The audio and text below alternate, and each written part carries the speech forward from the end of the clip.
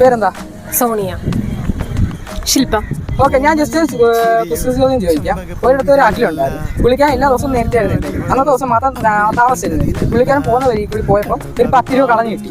പുള്ളിക്കാരൻ വീട്ടിൽ കൊണ്ടുവന്ന് ബക്കറ്റിനകത്ത് നിറച്ച് വെള്ളം ഉണ്ടായിരുന്നു. അതിനകത്ത് ഇട്ട് നോക്കി, പക്ഷെ ആ നോട്ട് നനയില്ല. എന്താ?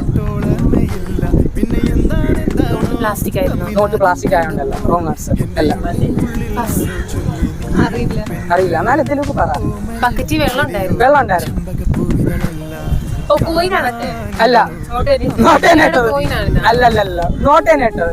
നല്ല ഗാന്ധിജിയുടെ പടമുള്ള നോട്ട് ഇട്ടേക്കുന്നത്. കള്ള നോട്ട് നോട്ടിട്ട് മറ്റേ കളിക്കാൻ കിട്ടുന്ന ഒരു നോട്ടില്ലേ? അല്ലല്ല, ആ നോട്ട് അല്ല ഇട്ടത്. ഒറിജിനൽ ആവശ്യം. അന്നേ പോട്ടെ, 500 പുതിയ നോട്ട് പ്രശ്നം തീർന്നു. എന്തായിരിക്കും? ഞാൻ ആൻസർ പറയട്ടെ. ഒരു ബക്കറ്റിനകത്ത് നിറച്ച് വെള്ളം ഉണ്ടായിരുന്നു എന്നല്ലേ പറഞ്ഞ? വെള്ളമുണ്ടല്ലയോ, പിന്നെ എങ്ങനെ നനയാനാ? മനസ്സിലായോ?